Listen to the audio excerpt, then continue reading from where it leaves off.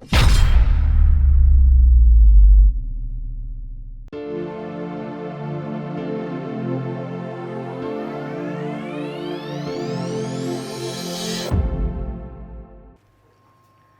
Students, coordination compound को हम आगे चलाते हुए बात करते हैं। आज का टॉपिक रहेगा आइसोमेरिज्म।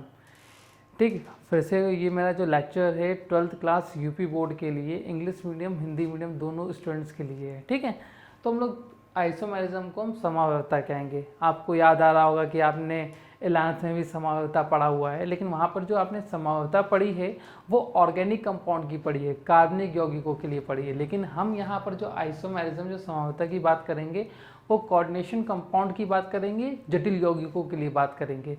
लेकिन हम फिर से रिमाइंड कर लेते हैं समव्यवस्था होती क्या है। तो यहाँ पर बात कर लेते हैं isomerism. Isomerism is a Greek word. ठीक, आइसो का मतलब होता है सेम और मर्ज का मतलब होता है यूनिट। तो यहाँ पर सेम यूनिट की बात करते हैं। तो इसकी डेफिनेशन मैं आपको क्लियर कर देता हूँ एक बार इंग्लिश मीडियम के लिए। Two or more coordinate compound same a molecular formula but differ a property. ठीक, कहने का मतलब हिंदी मीडियम के साथ भी इंग्लिश मीडियम समझ लेगा, समव्यवस्था हिंदी मीडियम के लिए। कहते हैं जब दो या दो से अधिक कोऑर्डिनेट कंपाउंड, दो या दो से अधिक जटिल यौगिक जिनके अणु सूत्र समान होंगे, बोले मतलब मॉलिक्यूलर फॉर्मूला इक्वल होंगे, लेकिन उनकी कुछ प्रॉपर्टीज़ अलग अलग होंगी, उनके कुछ गुणधर्म अलग अलग होंगे। इस बेसिस पे हम दोनों को एक दूसरे के आइसोमर्स कहते हैं और उस फिनोमिना, उस प्रोसेस को हम आइसोमेरिज्म कहते हैं, समव्यवस्था कहते हैं। ठीक है, कुछ बच्चों को शायद में भी समझ में ना आया हो, कोई दिक्कत नहीं। जैसे हम इसके टैप्स के बारे में पढ़ेंगे आपको बहुत ईजी गोइंग समझ में आ जाएगा। ठीक है, तो आइसोमेरिज्म जो समव्यवस्था होती है दो प्रकार की होती है। एक संरचनात्मक समव्यवस्था होती है, वो स्ट्रक्चर आइसोमेरिज्म होती है। एक स्टीरियो आइसोमेरिज्म होती है, त्रिविम समव्यवस्था होती है। ठीक है, त्रिविम समव्यवस्था के लिए हम अलग से लेक्चर बनाएंगे इसके, लेकिन आज का लेक्चर हमें संरचनात्मक समव्यवस्था पर ही रहेगा। संरचनात्मक समव्यवस्था के कई सारे प्रकार हैं, सारे प्रकार लिखे हैं, अभी हम लाइन से इसको डिस्कशन करते रहेंगे। ठीक है, सबसे पहले हम लोग स्ट्रक्चर आइसोमेरिज्म, फिर आइसोमेरिज्म क्लियर था ना, जिनको नहीं क्लियर था कोई दिक्कत की बात नहीं, हम आगे के टॉपिक्स जैसे ही आपको क्लियर होंगे मैं इससे फिर से चलूँगा। फिर हम लोग बात करते हैं स्ट्रक्चर आइसोमेरिज्म, संरचनात्मक समव्यवस्था। तो आइसोमेरिज्म की डेफिनेशन आपने पढ़ ली कि two or more coordinate compound same a molecular formula, Hindi medium के लिए दो या दो से अधिक जटिल यौगिक जिनके अणु सूत्र समान होते हैं। अंतर क्या आएगा? स्ट्रक्चर। स्ट्रक्चर का हम कहने का मतलब कि लिगेंड और केंद्र धातु परमाणु, सेंट्रल मेटल एटम के बीच में बॉन्डिंग में फर्क होगा। वो बॉन्डिंग का फर्क हम यहाँ से पढ़ते हैं, स्टार्ट करते हैं इसके टाइप से, तुम्हें फिर से क्लियर करते चलता हूँ। ठीक, तो हम पहले सीधे चलते हैं टाइप ऑफ स्ट्रक्चर आइसोमेरिज्म में। तो स्टार्ट करते हैं हम आयनाइजेशन आइसोमेरिज्म। हिंदी मीडियम के लिए भी मैं लिख दूं आयनन समव्यवस्था। ठीक, इसकी डेफिनेशन क्लियर करने से पहले हम एक एग्जांपल सीधे लिखते हैं। ठीक है, एग्जांपल देखते हैं। CO स्टॉप रहने तो मैं देख लेगा। CO Br NH3 5 SO4। ठीक, दूसरा एग्जांपल लेते हैं, थोड़ा सा और साइड से ले लेते हैं, शायद दिखने में दिक्कत हो बच्चों को। Board CO Br NH3 5 SO4। दूसरा example CO SO4 NH3 5 Br। सभी स्टूडेंट बोर्ड की तरफ देखेंगे कि ये दो मैंने आपके कोऑर्डिनेट कंपाउंड लिए हैं, जटिल यौगिक लिए, दो मैंने जटिल यौगिक लिए। दोनों में कॉमन सी चीज़ CO सेम, केंद्र धातु परमाणु, सेंट्रल मेटल एटम। लिगेंड भी देखो Br भी यहाँ पर भी है, इसमें भी Br है, इसमें भी NH3 5 है, NH3 5 है, SO4 सेम है। मतलब आपको ये दो एग्जाम्पल में आपको देखा कि दोनों के मॉलिक्यूलर फॉर्मूला सेम है, अणु सूत्र समान है। ठीक, इसी बात पे तो हम समझौता करते हैं कि दो या दो से अधिक जटिल यौगिक जिनके अणु सूत्र समान हो, मतलब 2 or more coordinate compound same a molecular formula, differ a property, यही मैंने बोला था। अभी प्रॉपर्टी को यहाँ से मैं अलग करके दिखाता हूँ, ठीक है। तो यहाँ पर हम लोग बात करते हैं कि हम इस एग्जाम्पल को आयनन समावता बोले तो आयनाइजेशन आइसोमरिज्म में क्यों लेके आए, ठीक। अभी हम बोलेंगे, लेकिन पहले हम यहाँ समझते हैं। जैसे ही हम इनको जल के अंदर डालेंगे, और सबको मालूम है कि जल के अंदर डालने पर क्या होता है कि जो काउंटर आयन होंगे, जो बाहर वाले होंगे, वो डिसॉल्व हो जाएंगे और ये जल के अंदर वैसे ही के वैसे ही रहेंगे। तो देखते हैं, CO Br NH3 2 positive SO4 2 negative. यहाँ पर CO SO4 NH3 1 positive Br negative. आप एग्जाम्पल में देखेंगे कि दोनों जटिल यौगिक थे, कोऑर्डिनेट कंपाउंड थे, दोनों के मॉलिक्यूलर फॉर्मूला सेम, बोले तो अणु सूत्र समान थे, लेकिन जैसे ही जल के अंदर डाला तो दोनों के कॉम्प्लेक्स में आवेश चार्ज अलग अलग दिखेंगे। यहाँ देखिए आयन अलग दिख रहा है, यहाँ पर 2 पॉजिटिव, यहाँ पर 1 पॉजिटिव, यहाँ पर Br निगेटिव निकल रहा है, यहाँ पर SO4 निगेटिव निकल रहा है, मतलब दोनों के आयनों में अंतर है। देखो आयंस, इसीलिए हम इसको आयनाइजेशन आइसोमरिज्म कह रहे थे। अब इसकी प्रॉपर डेफिनेशन क्या निकलेगी, एक बार हिंदी मीडियम के लिए बोल देते हैं। 2 या 2 से अधिक जटिल यौगिक जिनके अणु सूत्र समान होते हैं, लेकिन जलीय विलयन में इनमें अलग अलग आयन उपस्थित हो जाते हैं, तो इस प्रकार की समावता को आयनन समावता कहते हैं। आयनाइजेशन आइसोमरिज्म इंग्लिश मीडियम के नॉर्मल से बोलेंगे 2 or more coordinate compound same molecular formula, but जब इनको एक्वा सॉल्यूशन में डिसॉल्व करेंगे तो इन पे जो आयन आएंगे, फर्नेस आयन, ये आयन्स अलग अलग होंगे, इसलिए हम इसको आयनन समावता कहेंगे। बात समझ आ गई। अगर हम इसी से ही समानता की डेफिनेशन क्लियर करेंगे तो 2 और मोर कोऑर्डिनेशन कंपाउंड, मतलब 2 या 2 से अधिक जटिल यौगिक जिनके अणु सूत्र समान है, लेकिन प्रॉपर्टी तो देखो अलग अलग दिख रही है ना, तो डेफिनेशन क्लियर हो गई बच्चों को। अब हम इसी से ही संरचनात्मक समावता की बात कर लेते हैं, स्ट्रक्चर आइसोमरिज्म की बात कर लेते हैं। देखो 2 या 2 से अधिक जटिल यौगिक जिनके अणु सूत्र समान है, लेकिन उनके स्ट्रक्चर अलग अलग हैं। देखो जल में भी स्ट्रक्चर अलग अलग बन जा रहे हैं ना, इसीलिए इसको कह रहे थे, ठीक। आगे फिर से हम बात करेंगे। आयनन समावता सबको समझ आ गई होगी, रिटर्न नोट्स भी आपको मिलेंगे, कोई दिक्कत की बात नहीं है। अब हम लोग बात करते हैं hydrate isomerism.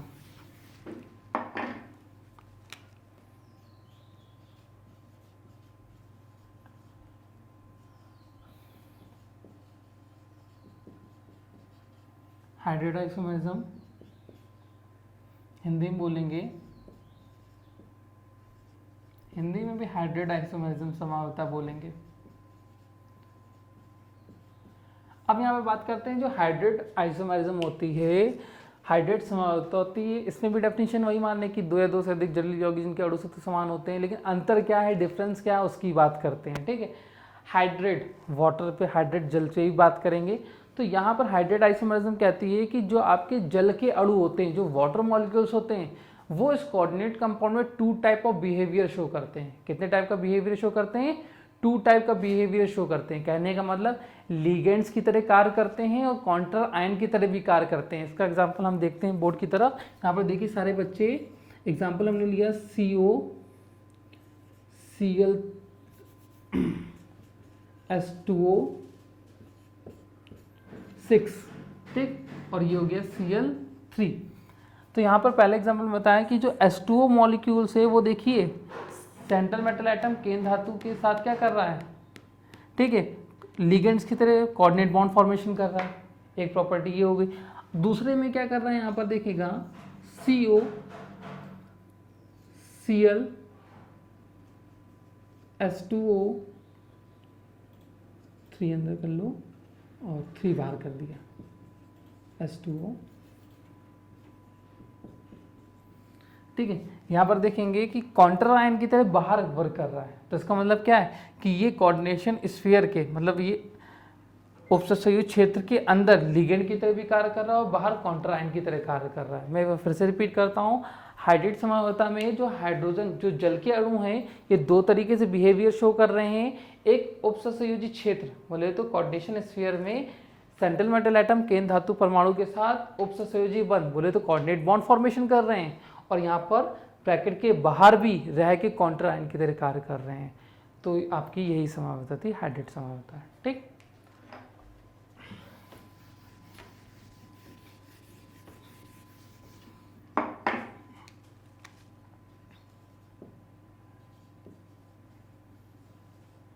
Linkage, isomerism, Hindi में भी लिंकेज आइसोमेरिज्म बोल रहे हैं, इसको लवण समावता भी बोल देते हैं।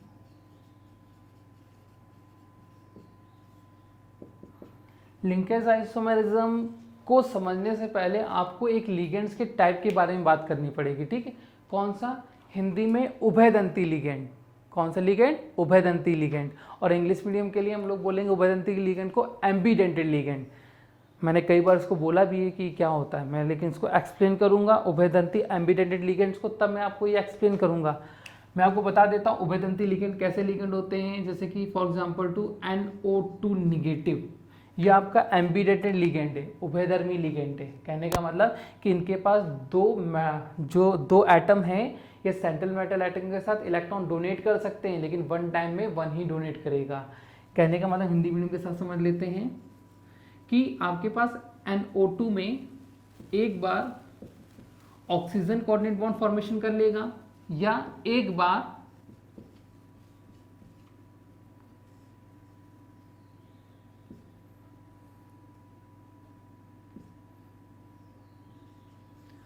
नाइट्रोजन कोऑर्डिनेट बॉन्ड फॉर्मेशन करेगा। मतलब ऐसा लिगेंड जिसके बाद दो परमाणु होते हैं, वन टाइम में एक ही कोऑर्डिनेट बॉन्ड फॉर्म करे। तो इस प्रकार के हम लिगेंड को उभयदर्दी लिगेंड कहते हैं, एम्बीडेंटेड लिगेंड कहते हैं। तो इस टाइप की लिगेंड जब आपके कोऑर्डिनेशन कंपाउंड बोले तो उपसंयोजी यौगिकों में आ जाते हैं, तो वहां पर आपकी लिंकेज समवायता उत्पन्न होती है। जैसे कि फॉर एग्जांपल टू यहाँ पर बात करते हैं कि आपका कोई भी, जैसे कि CO आपका एग्जांपल है, में केंद्र धातु परमाणु हो गया। यहाँ पर आपने लिया NO2, ठीक।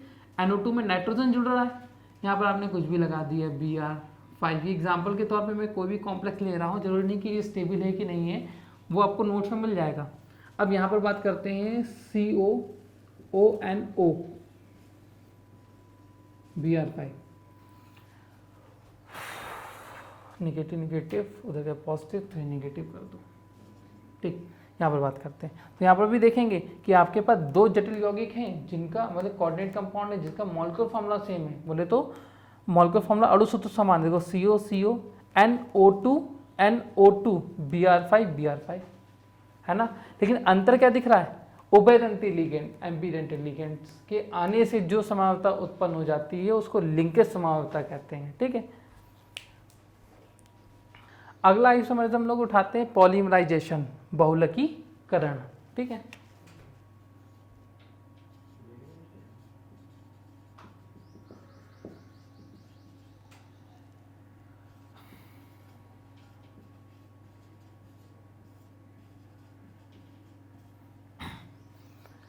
इसमें हम लोग ये बात तो बिल्कुल नहीं बोल सकते हैं कि इसमें दो या दो से अधिक जटिल यौगिक जिनके अणु सूत्र समान होते हैं, ये बात नहीं बोलेंगे। इंग्लिश मीडियम में कहने का मतलब two or more coordinate compound same a molecular formula, ये बात हम नहीं यहाँ बोल सकते हैं, ठीक। यहाँ पर हम कौन सी बात बोलेंगे, पहले एक एग्जाम्पल देखते हैं, आपको समझ आ जाएगा। तो यहाँ देखेंगे PtCl2 NH3 आपका ये कोऑर्डिनेट कंपाउंड है, उपसंयोजी यौगिक है। दूसरा एग्जाम्पल देखते हैं, PtCl4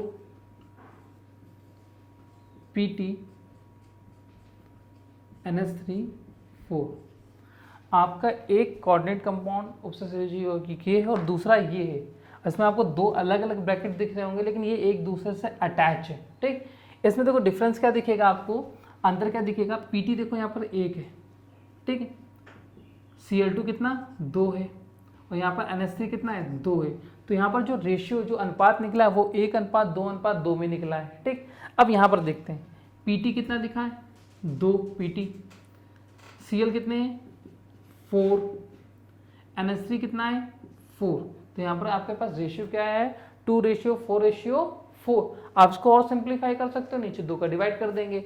आप जब नीचे 2 का डिवाइड करोगे बस सिंपल और करने के लिए, तो यहाँ देखोगे मैं अलग से यहाँ लिख देता हूँ 2/2, 4/2 और 4/2। सॉल्व करोगे तो आपके पास आ जाएगा 1:2:2।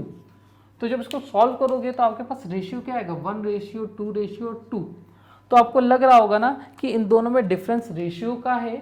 अगर दोनों का मॉलिक्यूलर फॉर्मूला में भी डिफरेंस देखना हो तो यहाँ पर 2 का मल्टीप्लाई कर दोगे, ठीक है। मतलब एक सरल गुणांक, मतलब ये कहने का मतलब 2 या 2 से अधिक जटिल यौगिक ये एक दूसरे के सरल गुणांक होते हैं, सिंपल इंटीग्रल मल्टीपल होते हैं। ये डिफरेंस आता है इसमें बहुलकीकरण में, ठीक है, पॉलीमराइजेशन में।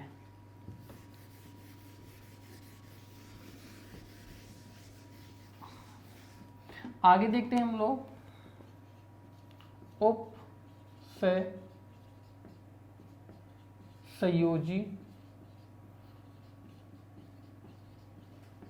समवर्तता, जिसको हम लोग बोलेंगे कोऑर्डिनेशन आइसोमेरिज्म। अब इसमें क्या खास बात है, तो इसमें ध्यान रखेंगे कि इसमें ऐसे उपसंयोजी यौगिक, ऐसे कोऑर्डिनेट कंपाउंड लिए जाते हैं जिसमें क्या होता है, 2 कोऑर्डिनेट कंपाउंड एक साथ जुड़े हुए हों। जैसे कि for example 2 CO NH3 4 PT Cl4। यहाँ पर देखिए 2 कोऑर्डिनेट कंपाउंड है, ये आपस में जुड़े हुए हैं। अच्छा, ये क्यों जुड़े हुए हैं? क्योंकि एक कोऑर्डिनेट कंपाउंड में पॉजिटिव चार्ज होगा और एक पे निगेटिव चार्ज होगा। बच्चा पूछेगा सर कैसे पता चलेगा कौन से में पॉजिटिव होता है कौन से में निगेटिव होता है? तो इस कोऑर्डिनेट कंपाउंड जो दोनों एक साथ रखे जाते हैं, इसको रिप्रेजेंट करने का तरीका ये है कि आपके लेफ्ट हैंड साइड पे पॉजिटिव वाला होता है और राइट हैंड साइड पे निगेटिव वाला होता है। That's clear? तो इसके लिए कंपलसरी होता है कि 2 कोऑर्डिनेट कंपाउंड जो आपस में मर्ज हो, एक पॉजिटिव और एक निगेटिव हो, ठीक है। इन दोनों में डिफरेंस क्या दिखता है दूसरे एग्जाम्पल्स में, ठीक है। दूसरे एग्जाम्पल में आपको क्या दिखेगा कि इन लिगेंडों में एक्सचेंज होता है। मतलब ये लिगेंड जो आपका धनात्मक कोऑर्डिनेट कंपाउंड है और जो आपका ऋणात्मक उपसंयोजी यौगिक है, इन दोनों में लिगेंडों का आदान प्रदान होता है, ठीक है। तो यहाँ पर देखेंगे CO NH3 अब एक Cl आ गया। अब यहां पर क्या होगा, एक NH3 वहां चला जाएगा, PT Cl3 NH3। तो यहां पर देखोगे दोनों के मॉल का फॉर्मूला सेम, देखो CO NH3 4 3 and 1 4 Cl4 3 and ये दिस, ठीक। इसमें आप इसके बहुत सारे आइसोमर्स बना सकते हो। CO NH3 2, अब एक और चला गया तो एक Cl वहां से आ जाएगा, तो अब ये 2 हो जाएगा, PT Cl2 NH3 2। तो ये आपके आइसोमरिज्म हो गए। तो मैं फिर से रिपीट करता हूँ हिंदी मीडियम के लिए, उपसंयोजी समवर्तता में होता क्या है कि इसमें एक धनायन और एक ऋणायन जटिल यौगिकों में लिगेंडों का आदान प्रदान होता है, ठीक है। इंग्लिश मीडियम वाले देख सकते हैं कि कोऑर्डिनेशन आइसोमरिज्म में क्या होता है कि 2 कोऑर्डिनेट कंपाउंड जिसमें एक पॉजिटिव और निगेटिव होते हैं, उनके बीच में लिगेंड्स का एक्सचेंज होता है। तो जो अराइजेस आइसोमरिज्म होती है उसको हम लोग कोऑर्डिनेशन आइसोमरिज्म कहते हैं। बच्चों को क्लियर समझ आ गया होगा? लिगेंड एक्सचेंज हो रहा है, ट्राई करिएगा, नहीं आएगा तो मैं दोबारा इसका लेक्चर ले लूँगा, ठीक है। आज वाले दिन के लिए लास्ट, कोऑर्डिनेशन पोजीशन आइसोमरिज्म।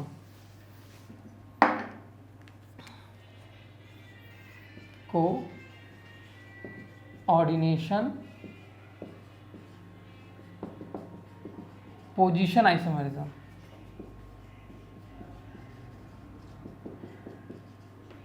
कहने का मतलब उपसंयोजी स्थान समवर्तता, उपसंयोजी यौगिक स्थान समवर्तता, ठीक है। इसमें क्या होता है, तो यहाँ पर मैंने एक एग्जांपल लिख लिया है कोऑर्डिनेशन पोजीशन आइसोमरिज्म के लिए, बोले तो उपसंयोजी स्थान समवर्तता के लिए, ठीक। यहाँ पर देखेंगे ब्रिज लिगेंड लगा हुआ है, मतलब सेतु लिगेंड लगा हुआ है। सेतु लिगेंड क्या होता है मैंने पीछे समझा दिया था कि जब 2 मेटल एटम जो 2 केंद्र धातु परमाणुओं के साथ जब एक लिगेंड जुड़ जाता है तो ब्रिज का कार्य करता है, इसलिए ब्रिज लिगेंड सेतु लिगेंड कहते हैं। इसका अगला एग्जाम्पल भी लिख लेते हैं हम, बहुत सिंपल सा है, खाली ध्यान देंगे आपको क्लियर समझ आ जाएगा।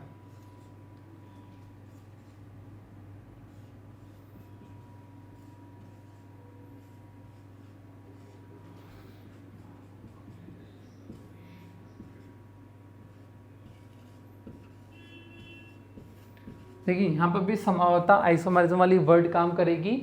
दो या दो से अधिक जटिल यौगिक जिनके अणु सूत्र समान होते हैं, मतलब 2 or more coordinate compound same molecular formula match कर सकते हैं ना। CO CO 2 CO हैं, OH Cl भैया ओके हैं, NH3 4 5 6 यहाँ देखेंगे 3 3 6 Cl2 Cl2।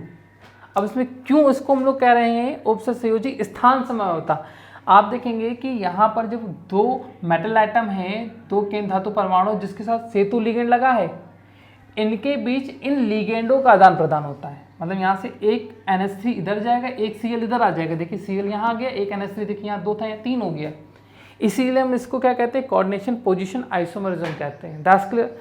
सभी बच्चों को लेक्चर समझ में आ गया होगा, आइसोमेरिज्म समझ में आ गई होगी। इसके रिटन नोट्स आपको PDF फाइल में मिल जाएंगे। Okay, thank you.